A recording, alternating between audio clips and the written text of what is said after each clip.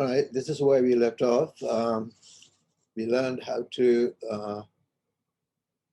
write an output, but when you write output using just cout statement just writes the number, the value of the variable at the location where the cursor is, and it doesn't know anything else. So if you use two cout statements like this, without the end line, without the ENDL, then it will write the 5 and 2 next to each other. So you see out an ENDL, which means end line, then it'll move to another line.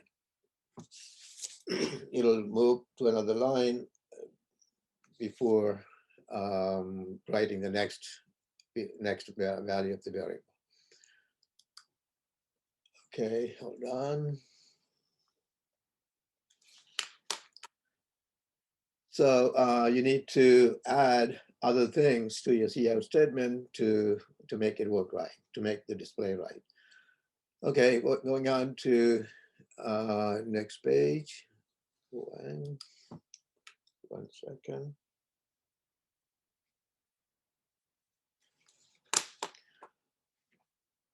So I can write the cout statement of all the variables, ENDL, everything in one line, like this. Int m equal to 5, n equal to 2, and then cout m, ENDL, n. That would mean write the m on one line, go to new line, and then write the n. So here's another program, float num1 equal to 2.78, num2 equal to 32.625, and declaring ans as a float type variable for storing the answer. And then ans equal to num1 times num2, that calculates the product and stores in ans. And now see out the ans with the ENDL. It's a good idea to put ENDL at the end of any cout statement so that anything that system writes after your output will go on a new line. Otherwise, it'll go on the same line where your output is. By the way, I'm going to finish this section 2.2 and then go into the compiler and running the program and all that.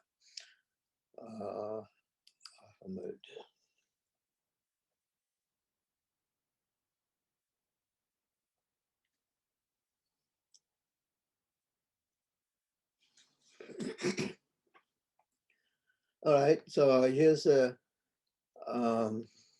addition to the cout statement that we often have to do, explanatory tax. Sometimes when we write the output, which is a value of a variable,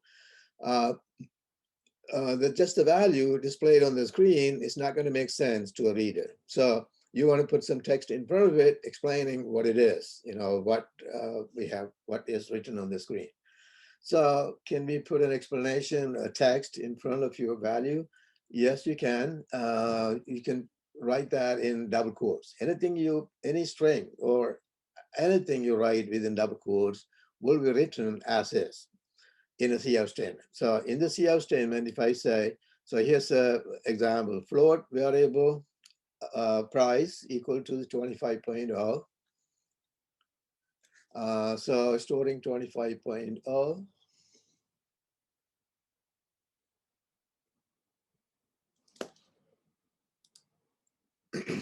And then I want to print that, but it is the price. So I want to print that with the text that says this is the price. So here's how you do it. Cout arrow, after cout, you always have to have arrow. And if you have several things, everything has to be separated by those arrows. So cout current price is $sign. If you want $sign in front of the price 25, then you had to have the $sign inside the double quote. Everything in the double quote will be written as is. After that, I put the cout, the price. The same cout statement, current price is $, and then price, and then ENDL. Put them together, separated by arrows, then the output will show up in this manner. Current price is $25. If you want a space between $and 25, you can do that too.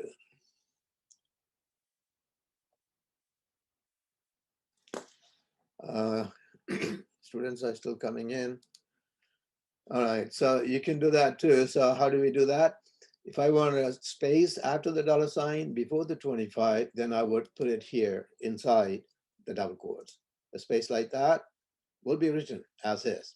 So any manipulation you have to do, you put within double quotes. If you want to just have a blank space before writing the number, the blank space can be in double quotes. Then you'll write it as is.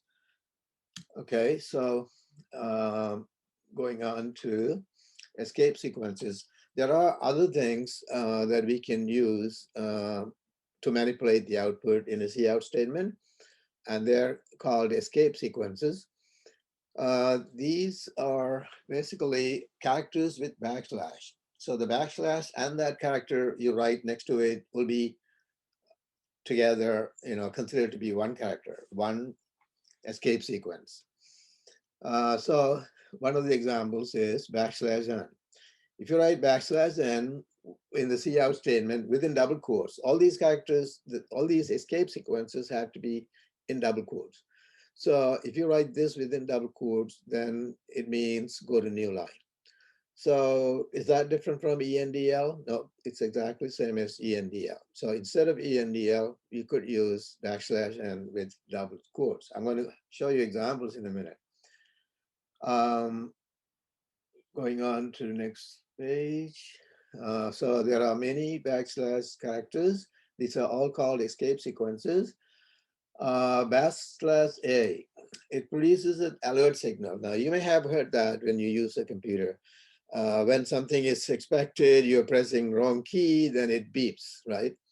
It's not the computer doing it by itself. It's the programmer who programmed to make that beep sound.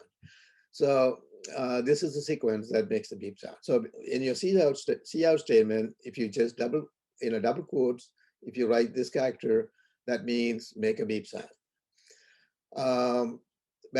\B is same as moving the cursor backward one space.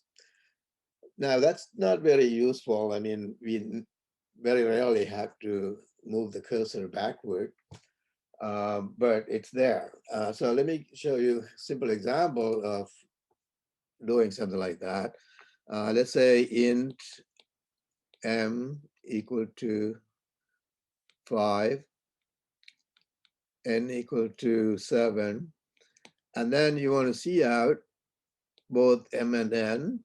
But if you write it this way, cout m, and then another arrow, double quotes, \b, that means go backward. This is how you use this escape sequence within double quotes. And then write n, then what are you asking for? You're saying write the m and then go back one space, then write n. That means you're asking system to write a 5 and then write 7 on top of it. That's what you're asking for, because after writing 5, usually the cursor goes to next line. This is where the cursor is. If you write the 7 after that, then the 7 will go here. But if you make the cursor go back, then cursor is here, and it's writing 7 there. So you're writing 7 over 5. You have no reason to do that. But if you want, you can do that. So that's what \B is. For any reason, if you want to go backward one space or several spaces, if you repeatedly use the \B, many of them, then you're going several spaces back. \n is the next one, and that's same as ENDL. It'll move the cursor to new line. \T is a tab. On the screen, there are hidden tab points automatically, always, in any output screen.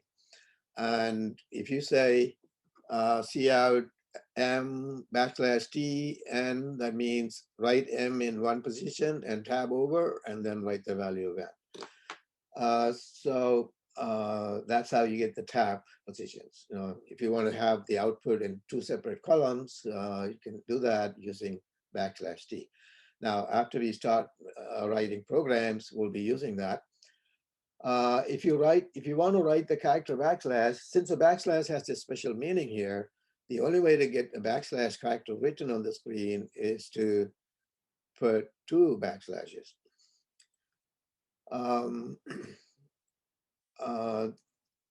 If you want to write a single quotation, since the single quotation has a meaning in C++, if you want to write single quote as part of the output, then you had to write backslash single quote. Now these two, almost never used, and backslash b is also almost never used. But backslash n, backslash t, and backslash a are useful. 1 second.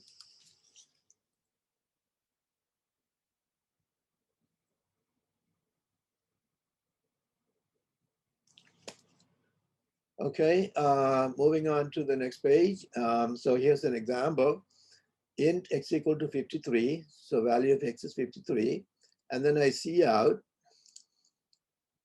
As you can see, I have a bunch of escape sequences within the double quotes along with the characters. That's exactly how you use it.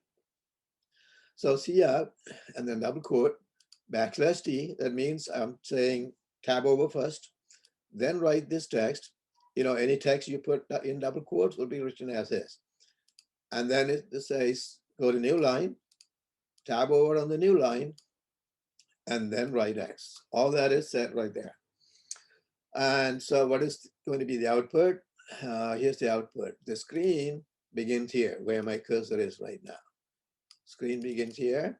And this is the tab position where value of X is written. The words value of X is written.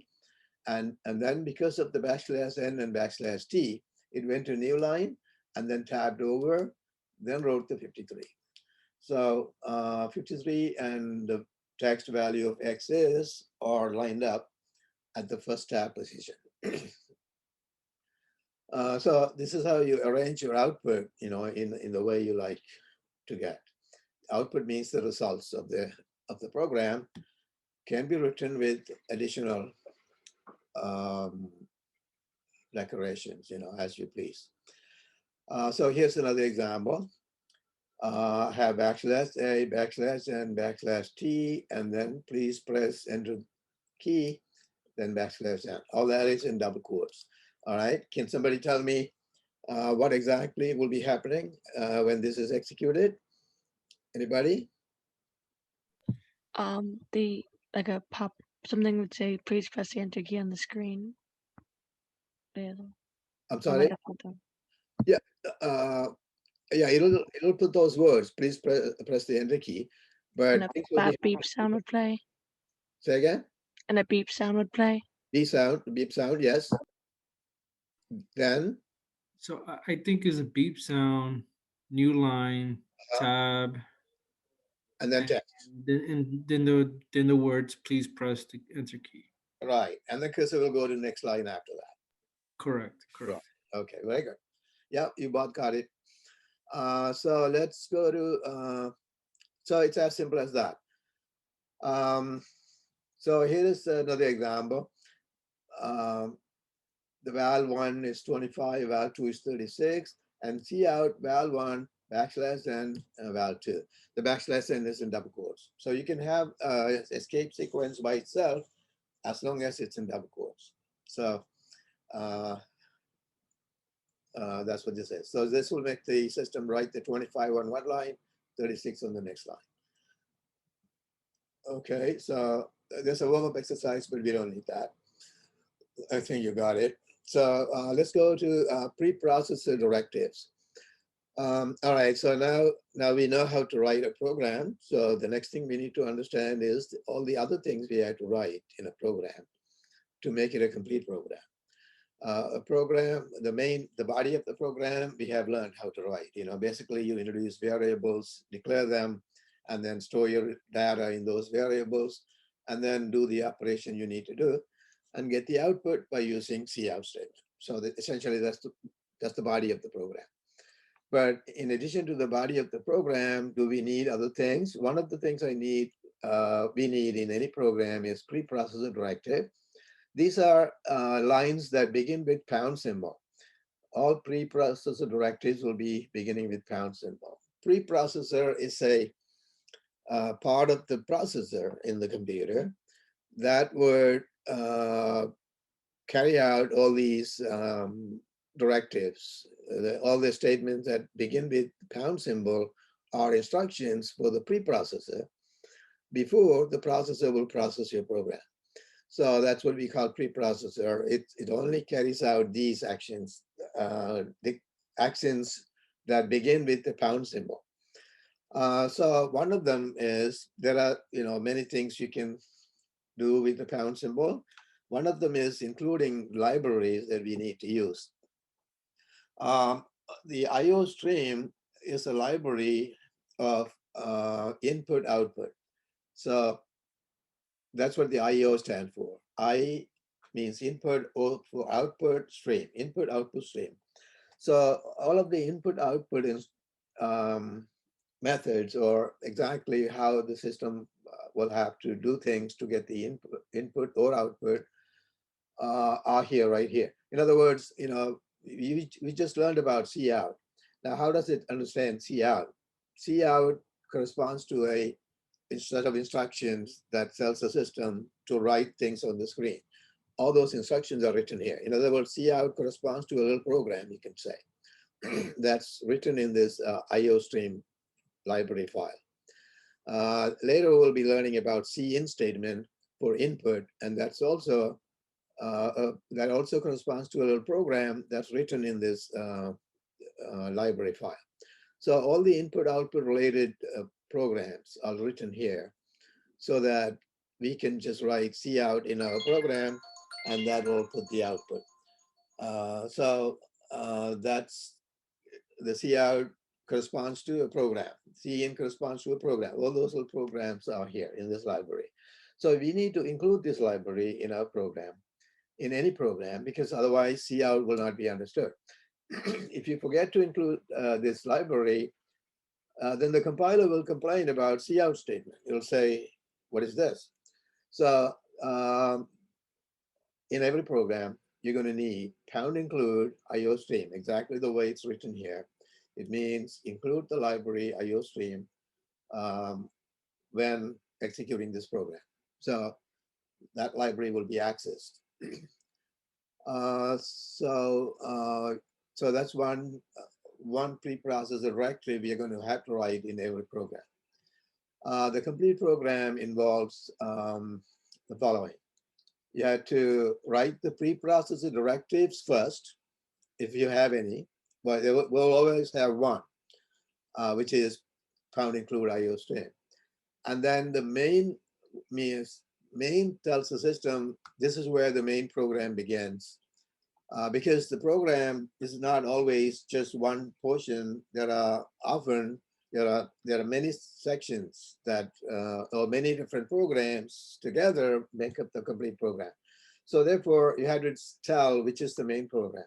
And that's why the word main is there. The main has to be followed by an empty parentheses. After that, a curly bracket. If you put this curly bracket up here, it's not wrong, but I recommend putting it on a new line, and then write all the C++ instructions, all the body of the program goes right here. Then you close it with a curly bracket, the opposite curly bracket. I prefer to write the two curly brackets on two separate, two new lines. That way, the body of the main program will be very clear. And I strongly advise you to follow this method, because then it'll be very easy to see exactly what is the body of the main program. Students sometimes write in their own way, but I strongly advise you to do this. Do it this way, right? The two curly brackets on new lines. All right, so comments.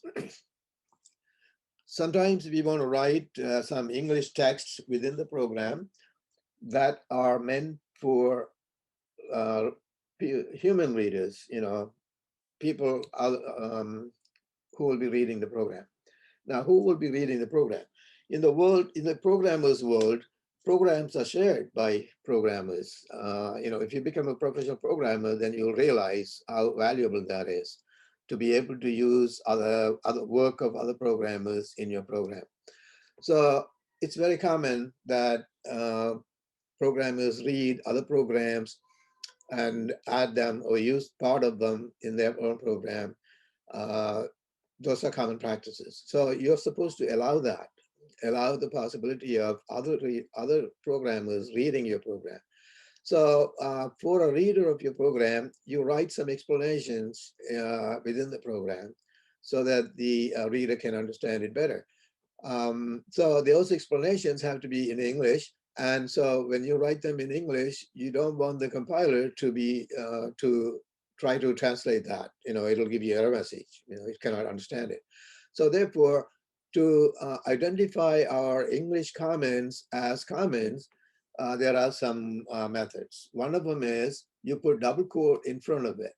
If you put double quote on any line, double slash, sorry about that. If you put double slash at the beginning of any line, that line will be recognized as comment. The compiler will ignore that entire line because it knows that that's what it means. The double slash means ignore this line and go on to the next line, because that line is for human readers. Another way to write comment is /* first. If you need to write several lines of comment, this is a double slash is appropriate only when you're writing one line of comment. If you need to write many lines, can we write double slash on every line? You can. Instead, you can write /* first and then write a whole paragraph, end it with the //. That would mean the entire paragraph is for human reader, and compiler will ignore it. So here are some examples. In this program, well, I'm going to show you example with, this is the example with a complete program, example of a complete program. One thing I forgot to mention earlier is, in the new version of C++, in addition to pound include IO stream, you need to write using namespace std. This is to say, I'm using the new standard. STD stands for standard. So it is something you have to write in every program now to tell the system that you're using new standard of C++. So here is how you add comments. I'm adding comment here at the top, but you can add comment anywhere in the program, even in the body of the program. So this comment right here begins with the double slash, and this says, this is necessary in every program. It is. This line is necessary in every program. And here's a comment I need to write on 2 lines. So I'm starting with /*, and then I'm writing the entire comment, which says this program computes the average of 3 numbers, 23.5, and so on. And then it ends with this //. So that entire 2-line statement will be ignored by the compiler. You're also supposed to do this in your program. In every program you write, one comment should be your name. Your name should be always a comment in the program. Otherwise, you'll be penalized for not writing your name. And also, you're supposed to explain what your program does. So anybody who can use this program, who would, anybody who's considering using your program will read this comment, that explains what your program does. And then he or she will determine whether it's useful in his or her own project. Instead of having to read the entire program, if the program tells exactly what it is designed to achieve, that'll be very helpful for any reader. So as a beginning programmer, you're supposed to practice all these, and therefore it is required that you do this in your programming assignments. One line of comment has to be your name. Another comment, which can be occupying several lines, will be explaining what the program does. So here is the main program. Main program begins here with the curly bracket, and then I'm declaring variables and assigning. You can declare and assign at the same time, and declare another variable for storing the answer.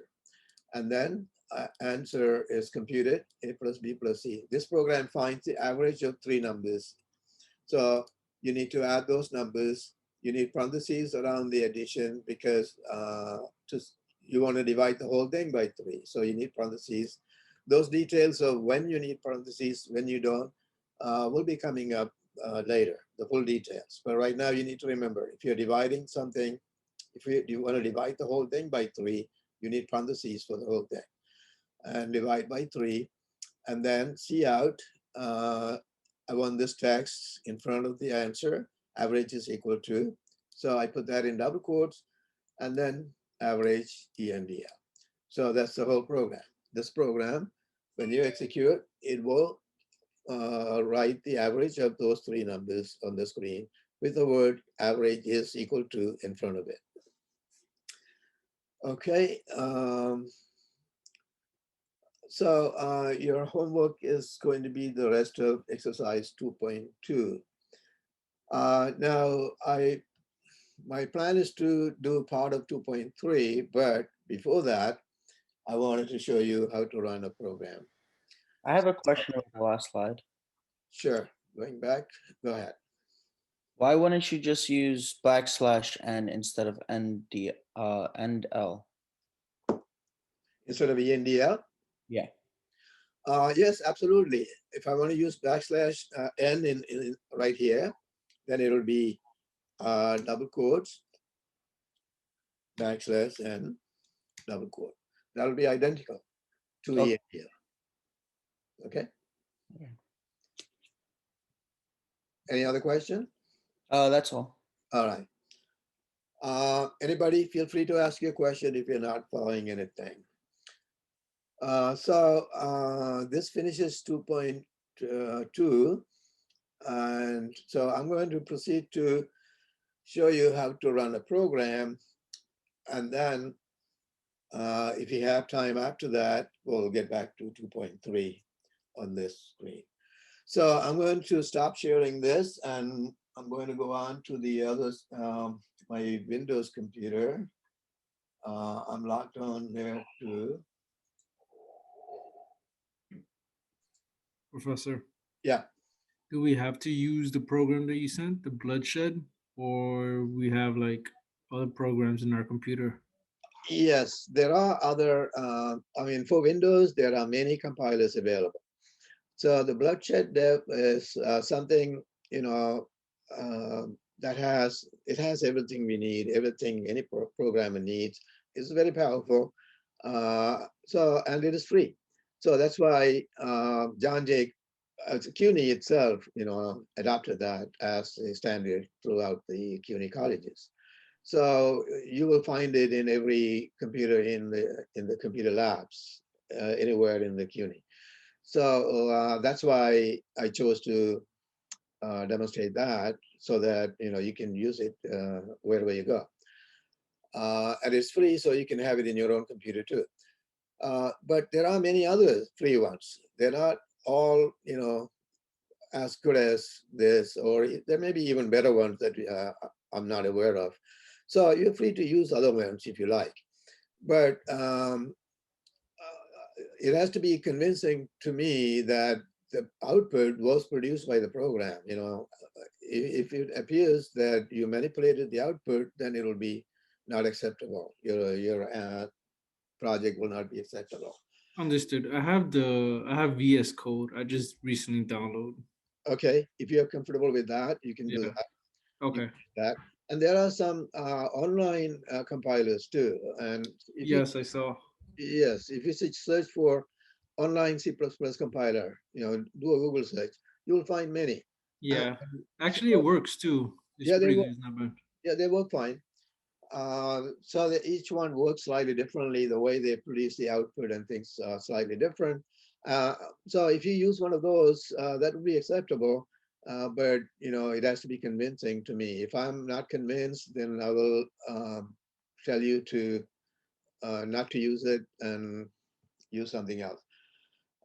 So if you use the bloodshed dev, I know exactly how it produces the output. So I know you cannot manipulate the output. So it is acceptable always. But if you use other ones, I may have to question what it is, and things like that. Or I may even reject it. It never happened before. What other students used on their own were acceptable almost always. But you will find this particular one very easy to use, and so we'll see. After you see how to use it, you may find it useful, or more useful than the other ones. But if you find something else that you're comfortable with, you can use it. So let me clear the screen, and I'm going to stop sharing this screen and go on to the other one. So stop this. Now I'm on the other system, and I assume you can see me on both. Yeah. All right, so here, this is Windows, and I'm going to share the screen here. And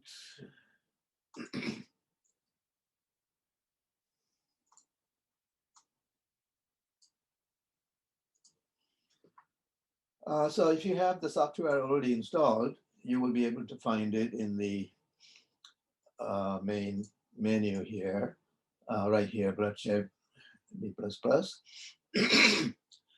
I recommended installing it before this class, and I hope you did that. If you did that, then you can open it now and see how it and you start using it, like when I show you.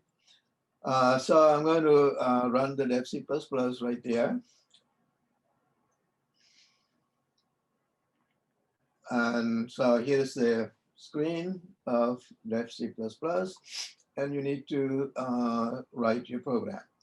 So this, like I said, it comes with a editor that you can, that allows you to edit. So right now the editor is already open.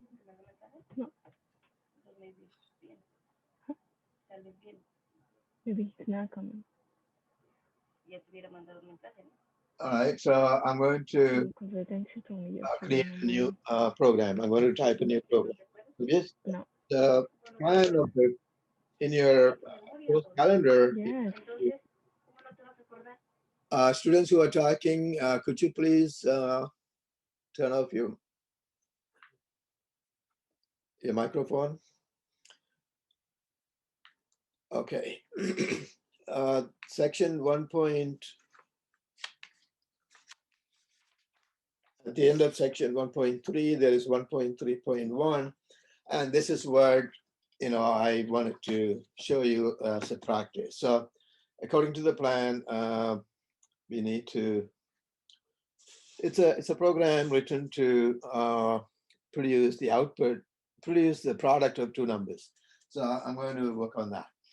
So here's how you do the project. So right now I'm going to show you exactly how to do the project you're going to be doing.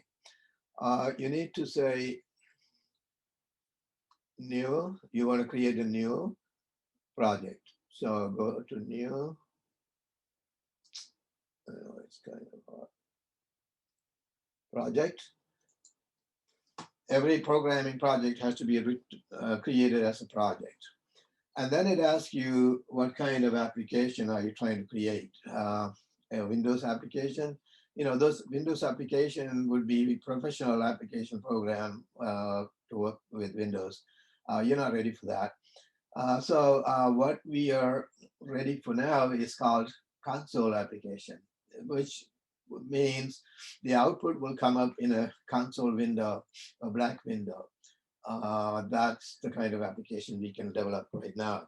We are not ready for professional applications. So that's what you select, console application, and say OK. Then it's going to bring up, these are my folder called C++ projects, and you need to give a name to your project. And so I'm going to call it test project 1. And say, you have to save it first. So as soon as you do that, it gives you the important, the common things that you normally have to have in your program. The pound include you have to have, and then it writes a comment that says you will be, you need to use system pause or something like that to pause your screen. I'll explain in a minute. So the return 0 and all these are commonly used, so it gives you all that. But you can see we don't need return 0. You can see int main, and then there is stuff in the main, inside the main. They're not needed either, but you can leave it there, leave all of them there if you don't want to bother with that. And I recommend moving this this curly bracket to a new line, and after that you have the whole thing is ready for your body of the program. Now there is one thing that it doesn't automatically write that you need to write at the top is, what is it? Anybody remembers? That's Your the name. standards. The standard, right? Using namespace. Namespace standard. STD. And yes, of course, when you write your programming projects, you need to have your name as a comment. So I'm going to show you all that. So here you need to add using namespace STD, and you have to have semicolon behind it. And they should be separated by space. There are 3 words separated by space. Don't forget to write this. The system gives you all the other ones automatically. The bloodshed dev gives you all the other things, but it doesn't give you this. And very often students forget this. The compiler will not compile your program if you forget that. All right, so I'm going to write the body of the program now. Before the body of the program, you're supposed to write your name here, right? 2 slashes, and then you write your name. Just the name is fine, or if you want to say programmer such and such, that's fine.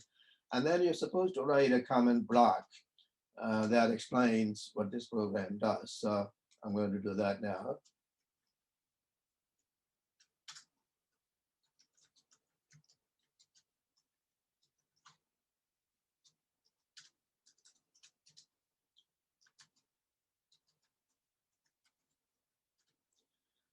This program is going to find product of 2 numbers, but it's only good for these 3 numbers that I'm going to type in. It's not going to find product of any 3 numbers, but I'll just briefly write the comment this way. And so there's that. And now the body of the program is going to have float type values. So float n1 equal to 32.5, comma. Now, if you are running your own compiler right now, you may want to type the same program just to follow the process. Comma prod. So I'm going to multiply these numbers. Prod is a variable for storing the answer, but I declared it all in the same line instead of having to write another line. So now I need to say prod equal to, I'm finding product. The space after, space before equal sign and after equal sign, I do that all the time, but that's not necessary. It's for easy reading. You don't have to write that. So now I'm saying multiply the values of n1 and n2 and store the result in prod. The next thing I need is the output product. So see. The C++ language is case sensitive, so you cannot write these words in uppercase. They have to be lowercase. See out. When I put double quote, it automatically gives me the ending double quote. That C++ does that. So I'm going to say product equal to, I want a space before the number, so I put the space right there, and then arrow, arrow, and prod. Okay, now this is a complete program, but unfortunately, the console window that is where the answer shows up is not going to stay up. That's a weakness with all these, many of these versions of compilers. So to make it stay, we have to throw in another statement. And that's why this comment at the top, that I didn't enter that comment, right? The comment says you need to use get charge, GTCH or system pause to be able to pause the console window. So to pause the console window, I need to write that system parentheses pause. That means I'm telling the system to pause after this. And when I put the parentheses, it automatically gave me the ending parentheses. So I need semicolon. This is also a statement. As you can see, every statement ends with semicolon, including system pause. So what system pause does is, 1 second, somebody just came in.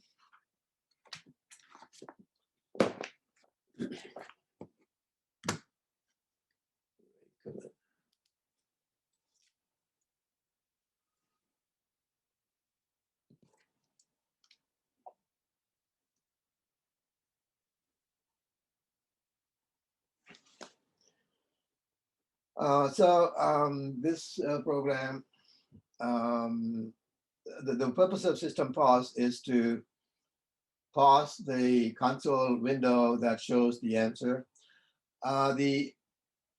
If you don't have this, the answer window will pop up and immediately it'll disappear. So we won't be able to read it or print it. Professor. Yeah. Professor. Yeah. Why didn't you copy it exactly as the above system? Why didn't you put the brackets of like this before pause? The system, the pause has to be inside the parentheses. Is that what you mean? Yes. Yes, the instruction has to be exactly like this. I missed the double quotes. You need to put double quote around the pause. Yeah, that's what I was asking. Yeah. Okay. Yeah, you need double quotes around the pause.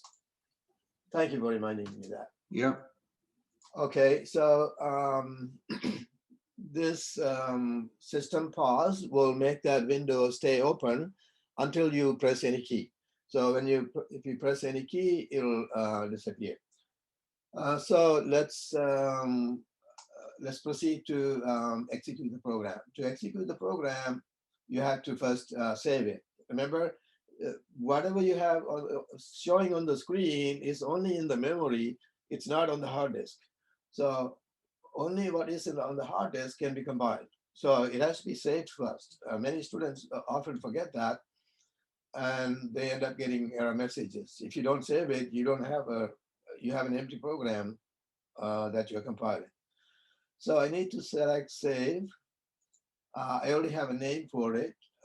No, actually, I need to enter a name for this particular one. I have a name for the project, not for this file. Within the project, you may have several files, not necessarily just the main. So that's why you need to name each one. So I'll call it main. Yeah, leave it as main if you like, or let's call it main 5, since I have some other ones named as main 2. Those are all just demonstrations. Anyway, main 5 is the name, and save. So we started out by entering a name for the project, and then for this particular file, I gave the name main 5. And so now it's been saved. So I'm ready to compile. So to compile, you need to go to, all right, this menu is blocking everything here. Let me see. All right, so there it is. You see the execute file that has the compile command. There's also compile and run at the same time, compile and run. Only if you're confident that your program is going to compile, then you should do that. But it's best to do compiling first and running afterwards. All right, compile. And as you can see, it's taking a few seconds to compile, and things are showing up at the bottom. And now it says errors 0, warning 0, and compilation time 5.6 seconds.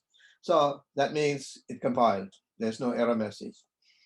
So that means I'm ready to run. I'm going to run this program to show you the rest, but then I will make an error and show you what happens if you have an error.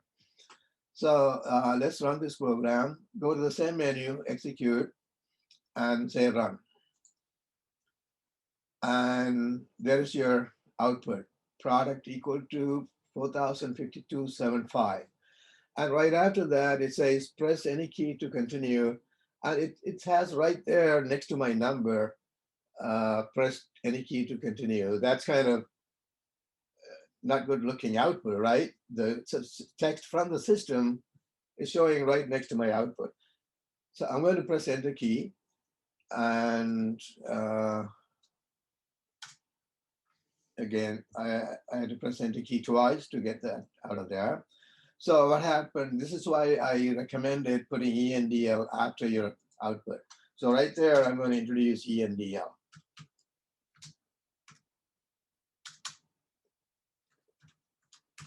Okay, now I made a change. So what do I have to do first? Save it. Save it. Every change you make, you have to save before compiling. Save, and now I have to compile again. You have to compile again. Compiling again. So it's translating my program now. No errors, no warnings. So now I can execute again. But before doing that, I'm going to make an error here. And like this missing semicolon, prod equal to n1 times n2, missing semicolon. And we'll see what happens when I compile. I had to save first. Any change you make, you had to save, then compile. See, now it highlights the next line as error. It's highlighted in red, and at the bottom, it gives you a message. See that message right here? Expected semicolon before cout. So it says, before this cout, semicolon was expected. Before the cout, that means in the previous line, right? So it's very, very good at telling you where the problem is. But sometimes the what it tells you doesn't correspond to what the actual error is. It depends on what the error is. Some errors it cannot tell exactly what it is. So, but it will highlight where the problem is. So compiler is helpful in this particular software. Not every compiler is going to be very helpful. So this one highlights where the problem is and gives you some idea of what it could be. So I have to go back and put the semicolon there and then save and compile again. And this time it compiles without any errors. All right. So I'm going to run it now. And there's my output. And see now the output on one line and the instruction from the system is on another line. That's how we want it. Okay, so this window, unfortunately, cannot be printed. The console window has no print command, so you cannot print this by itself. So if this is a project you're doing, here's what I want you to do. Move the screen. This can be moved anywhere, and shrink it also. You go to the corner, you'll be able to shrink it.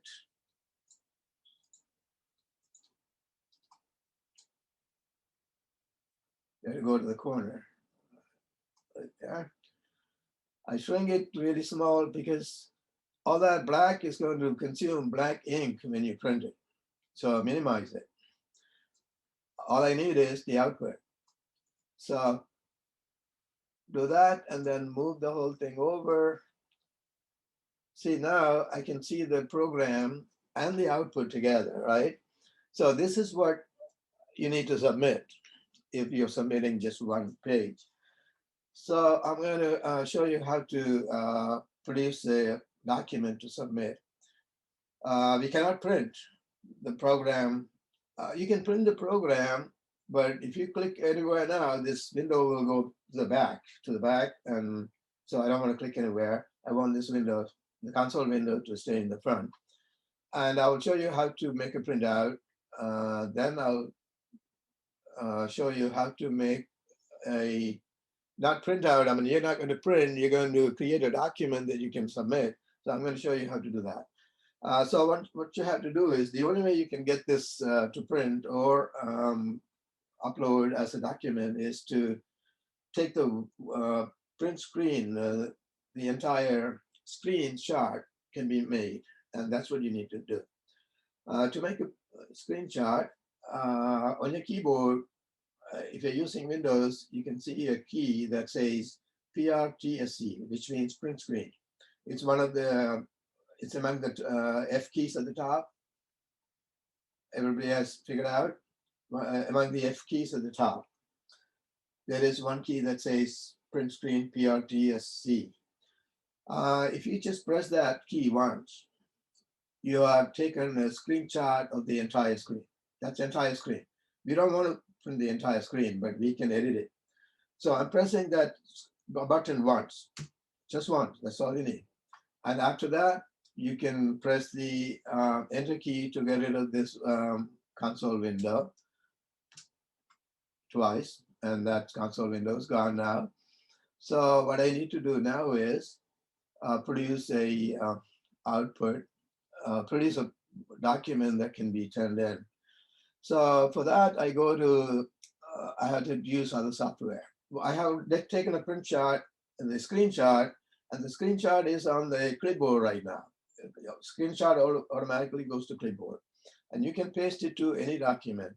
So I'm going to go to the Paint document. It's called Paint 3D in the new version of the Windows. Paint 3D is a software to which you can paste anything and edit. So I'm going to create a new Paint document and scroll down a little bit and just paste. To paste, Control V is the key to paste. Otherwise, if you want to use a menu item, the menu is here, paste. You can use that, or Control V. So paste it right there, and my entire screenshot has been pasted. And it is right now selected also. So what I need to do is crop and get just what I need. So you have to click and select to get rid of that selection. Or crop to, yeah, crop to get rid of that selection. Now you can move this over to select exactly what you want to print.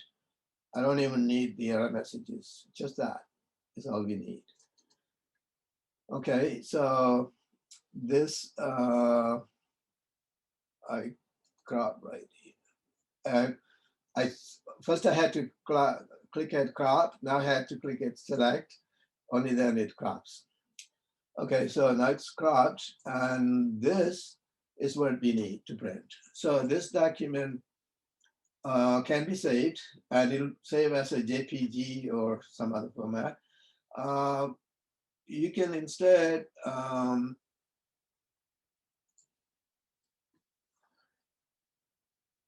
select a portion of, select all of that, and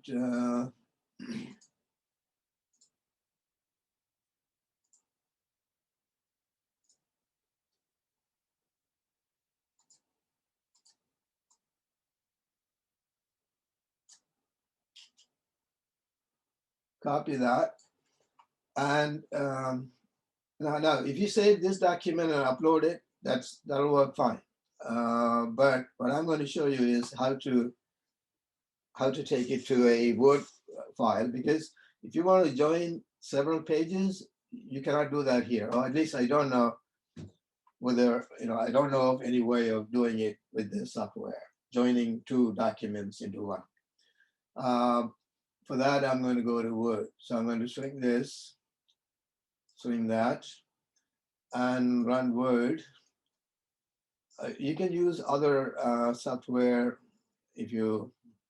for that purpose, but I'm familiar with the Word, so I'm going to use that. So select the word, and yeah, go ahead. Professor, I have a question. So Sure. could we just on the Blackboard, could we just submit the snapshot directly, or would you like us to paste it on a document and crop out all the unnecessary stuff? Yes, you need to crop the document. Otherwise, there are unnecessary things, and the document will be too small for me to read. The actual things that I have to read will be too small. Okay. So you need to get rid of the other things and make the document readable. The way I did it is the only way to do it. So I'm now pasting by using Control V. And so this pasted. So what's nice about this is, after pasting this, I can scroll down, and down here I can paste another one. So if I need to put two documents together, just put the cursor at the bottom, and then go to, let me show you. Let me leave this here and go to the Dev C++. Now I need to, in your project, it tells you to run the program first, and then it tells you to change the numbers and run it again and turn in both outputs. So that's why I'm showing you how to join two documents. So let's say I want to change the numbers here to 17.5 and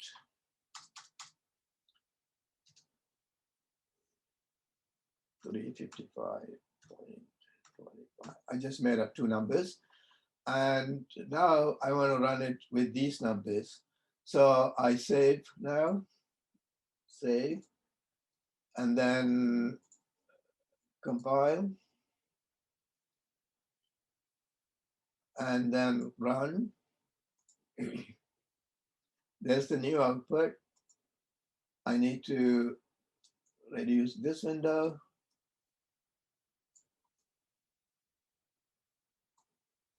Move over and take a screenshot by pressing screenshot, and then take it to Paint. On the Paint, if you paste a new document, the old document will be erased, basically. So I'm pasting the new document.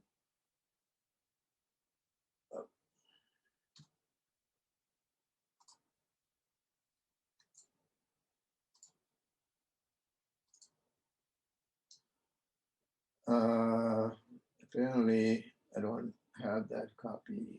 Let me go back to that.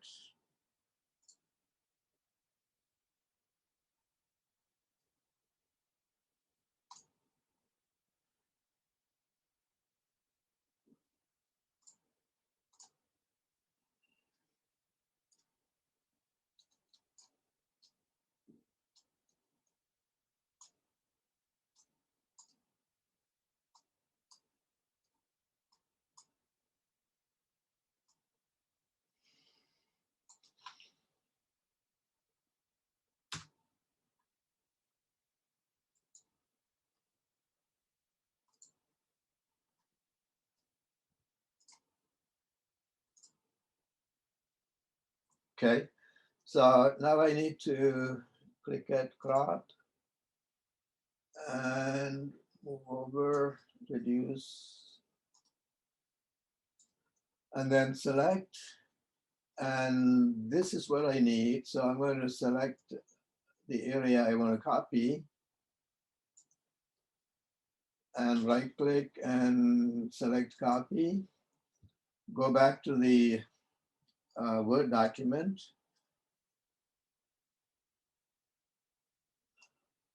That's my Word document. and I need to put the cursor at the bottom below this. Right there, the cursor is below the other picture. And now I use Control V or paste, right click and paste, either way. That has pasted the second document below this, below the first one.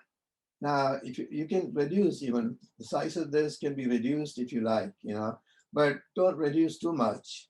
If you reduce too much, it won't be readable. So after I reduce, you can see that both of them fit into one screen, one page. So you can do that as long as it's readable. So now both of them are in one page. So I saved this document. It's a Word document now. Save this under your project. So I'm going to call it project 5. And now it's saved. So once you save it, you can upload it to the system, to the Turnitin system. That's that's pretty much what we need there. So any question on this? So only on Word, I'm able to join many documents into one, and only one document can be uploaded as your assignment. Your Turnitin assignment system does not let you turn in more than one page. So it has to be more than one document, that is. That document can have many pages, but it has to be one document. So using Word, you can do that.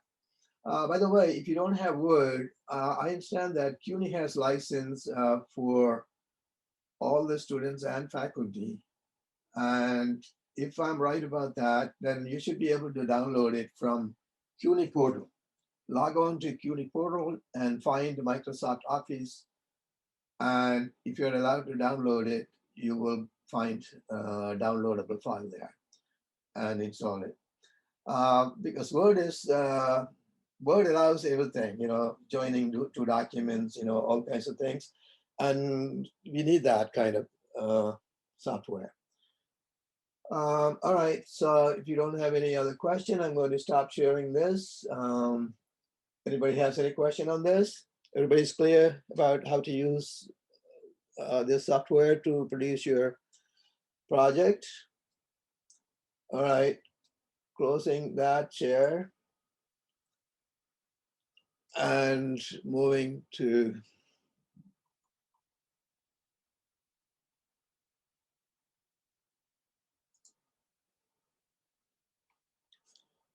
the other screen. I'm sharing here.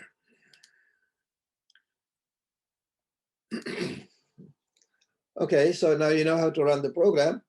And so your project right now is project 2.2.2. The link is already there, so you can do it anytime and submit it. It's due Monday, next class. It's everything I assign is always due the very next class, 5 minutes before the next class begins. Remember that. I have a question. Sure. Would it be possible if you could show us Xcode? Okay, How you want it to be the picture? it's fairly easy. I don't want to go into that now. I don't have the time to cover all these different things, but you can always join me during office hours and ask for that. Okay. I know how to use it. I just need to know how you want it because the compiler is on the bottom. So how do you want the screenshot? Oh, the screenshot, you take the screenshot the same way. On Mac, the screenshot is Command Shift 4. You press Shift and 4, you'll get a screenshot. But in Mac, it allows you to take a screenshot of exactly the region you need, not like Windows. In the Windows, the screenshot will be entire screen, so you had to edit it. But in the Mac, I can show you right now, okay? Let's say I have a lot of display on here, right? I want to take a screenshot of a portion, then I just press Command, Shift, and 4, and then the cursor turns into a plus. You see that cross symbol? And that means I can select the area that I want to take a picture of. So I select this region right there, and I got the screenshot. And so I don't need to edit it because I'm taking a screenshot of exactly what I want. And so I can just turn that in. Only thing is, if you have to join two pages, then you have to paste it to, you have to paste this screenshot, copy and paste the screenshot to a Word file. Then you'll be able to join two pictures together. That's how I want it. All right. So whether you use Windows or Mac, take screenshot and paste it to Word, so that you can join them. If it is only one page you're turning in, then you don't need the Word. You can just take the screenshot and edit it and upload it. And in most projects, you only have one page. You know, in very few projects, you have more than one page. Okay, did I answer your question, Jonathan? Yes. All right. If you want me to help you with the Xcode, you'll have to join me doing office hours because I have limited time here. I have to move on. So that finishes the section 2.2 and your project.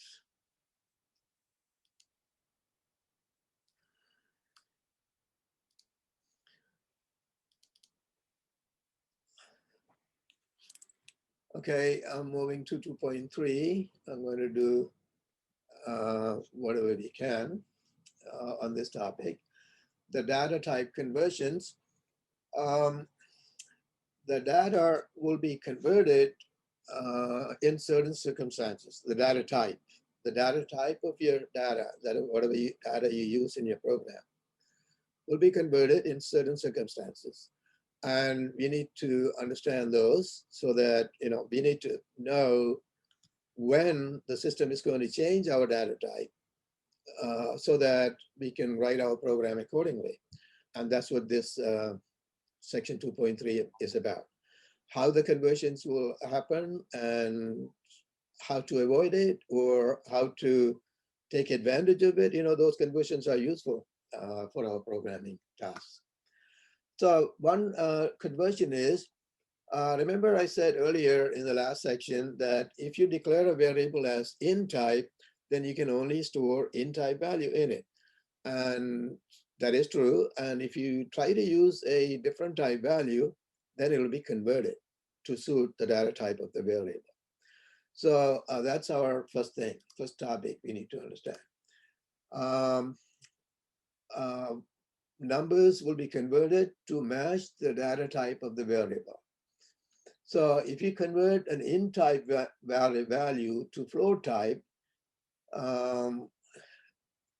that will, let's see when that will happen. If you declare a variable as float val, and then you write val equal to 23. Now 23 is integer by itself. There is no point behind it. So that's how you recognize the data type. If there's a point in the number, then it's float type. If there's no point, it's integer type. So this number is integer type, but variable val is declared as float. So that means val can only hold float type values. So the 23 will be converted to float. So what will happen when you convert 23 to float? A decimal point will be added to the back. That's all. So what you have stored in val is 23 point, not 23. And does that matter? The point matters. The decimal point is, is unimportant in math, right? Whether you put a decimal point behind the number or not. But in computer science, the decimal point makes a huge difference in what answer you're going to get. Sometimes it makes the difference between getting correct answer and wrong answer. So the decimal point matters and you need to pay attention to it. So 23 point is what we are storing, not 23. The data will be converted. So here you're seeing an example in which an integer number is converted to float number by adding a decimal point. So let's go to the next one. What if I assign float number to integer type data? Again, conversion, integer type variable. Again, conversion will happen. So here is a variable int size, and then size equal to 23.8. You're trying to assign a float type number to an int type variable. So float type number will be converted to int. Now, what does that mean? The 23 point converted to int type number will be 23. The decimal part will be dropped. It won't round it for you.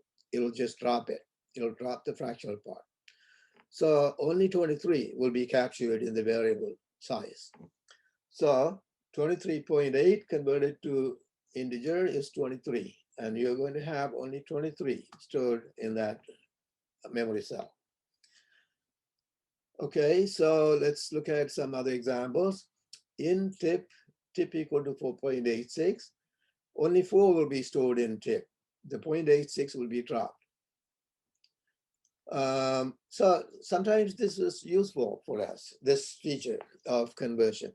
So here's an example of that. I wanted to, this example will extract the fractional part from the number 32.64. To do that, first I declare full value as the variable float type variable and store 32.64. Int whole num, I declare whole num as an integer type and copy the float type value, full value. What will happen now? The full value is 32.64. When I copy that into whole num, I'm only copying 32. Understand that? Because it's int type, only copying 32. Now, if I subtract from the full value, if I subtract the whole number, which is 32, I'll get 0.64. The 0.64 goes back in full value. So the variable full value has been replaced with the fractional part. So you may have exercises, homework problems, or test problems asking things like that, to do this sort of thing. So here's an example of a homework question. I think you have a question similar to that. Let me explain that. It says, write statements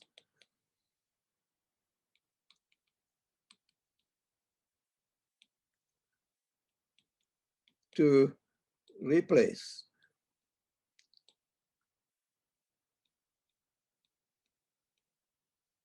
val with fractional part.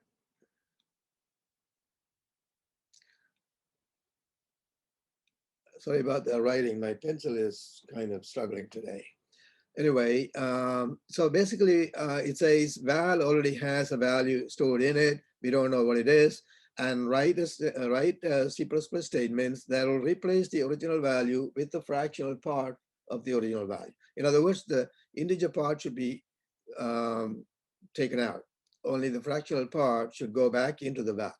Now, we don't know what is stored in the variable val. When the problem sometimes uses an example to illustrate exactly what needs to be done, to tell you more clearly what needs to be done. That example is only an example. We don't know what the value is in there. Whatever statement you write should work no matter what value is there. So val may have a number like 21.56. Then after your statements are executed, only 0.56 should be in that variable, val. So let's say, for example, I'm using this number. Val has this, then it should be replaced with 0.56. So how do we write the statements? Well, we need an int type variable, int n, and then n equal to val. So now I have copied the integer part of that number into n, and then take val, original value of val, that's val. Val still has the original value. Subtract the n, integer part. This is going to be the fractional part, 0.56. We don't know what that number is. So if it is this number, if the original number was this, I have 0.56 here. And I need to store this. So if I store this in another variable like x, then I haven't changed val. The problem says replace val with the fractional part. So using x here is not going to work. I have to put it back in val. So this has to be, let me erase that. The variable you use on the left side needs to be val, only then you are replacing it.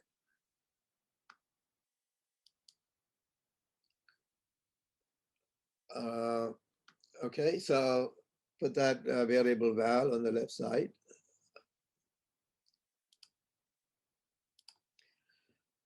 Val equal to, now the fractional part calculated here goes back in val, erasing the original value. So now the val has been changed. That's how you do the answer to the question. All right, so we are out of time now. So I'm going to stop here.